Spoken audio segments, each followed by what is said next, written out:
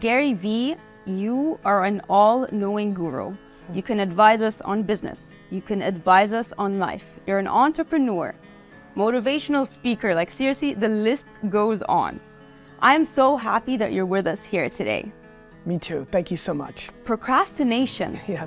It is the bane of our lives sometimes. Can you tell us how we can tackle this habit? When I think about procrastination, really what's happening is people are telling that they're actually scared of failing in front of others. Most people procrastinate because of one of two things. One, fear. And fear is just the thing that I most want to combat in the world. They're actually genuinely worried that if they do this thing and it doesn't go well, their mother, their aunt, their best friend, their sister, their coworker is going to cast judgment on them, and they're basically living their lives based on someone else's opinion. Or number two, and this one's very interesting, they just genuinely don't like it. And that actually might be okay. It might be okay that you don't love school, that you don't love handiwork around the house, but things need to still get done, and understanding how to persevere through things you don't like is just a journey in life. People associate procrastination with laziness. Yes. But you gave us a whole other explanation to it. I am one of the least lazy people I know, but I procrastinate in so many things. And so, to your point, I think that I understand why people do that. That's been the way we've talked about procrastination for a long time. I just don't see it that way. Okay, when you're feeling lazy, is there a certain morning routine that you do so that you can snap out of that laziness and really get going? You know, I think for me, what motivates me is gratitude. When I wake up and I don't feel it, you know, I always kind of go into a place of gratitude.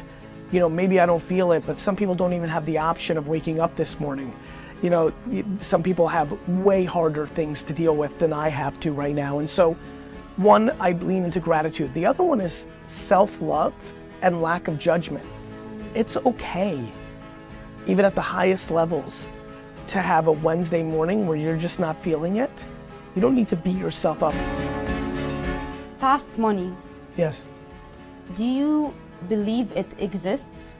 And can it last? Oh, it exists. I mean, there are many scenarios in the last 30 years where people were able to make a lot of money in a very short period of time.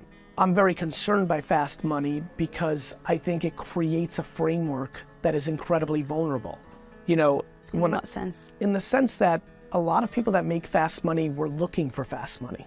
And, you know, I think all of us, again, watching, have seen people make money, lose money, make money, lose money, make money, lose money. And I think that's because they're gambling more than they're building.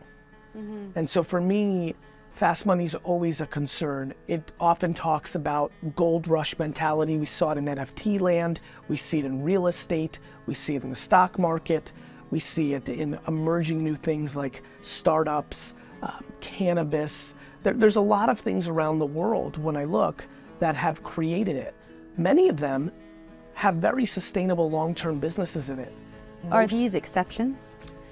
There are exceptional times that create different moments, and we've seen this over and over. It's just something to be weary of. You know, it's something to be weary of. I've always been very concerned about the concept. People make fast money on TikTok, don't they?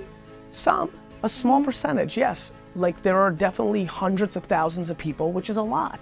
Yeah. But it's not a lot compared to 8 billion. Mm-hmm. But don't forget, it wasn't so fast. You know, I was making videos about TikTok's an opportunity for 5 years now.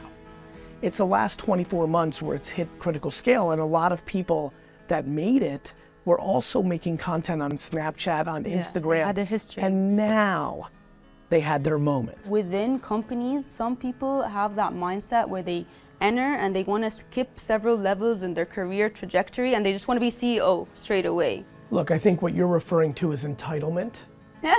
And so I think entitlement is bad. Yeah. I see it. There is a lack of patience. People want to get promoted much quicker today than they did 20 years ago. 100%. But I don't judge Gen Z for that. A lot of people are like, oh, Gen Z.